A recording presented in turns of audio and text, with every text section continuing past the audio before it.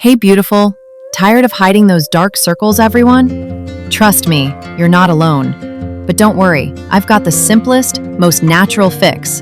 And it actually works, fast.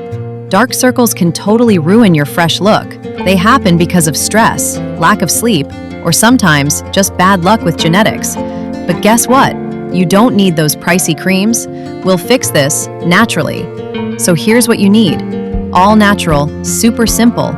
Aloe vera gel, it hydrates and calms your skin. Coffee powder to boost blood flow and reduce puffiness. And vitamin E, totally optional, but amazing for your skin glow.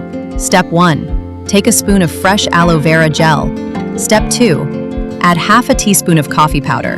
Mix them together until smooth, and if you want extra nourishment, just add a few drops of vitamin E. Gently apply this under your eyes. Remember, always use your ring finger. It's the softest. Leave it on for 10 to 15 minutes. Relax, maybe sip some tea. Then, rinse with cool water and feel the instant refresh. Keep doing this daily, and within 7 days, you'll love the difference. Your eyes deserve some love too.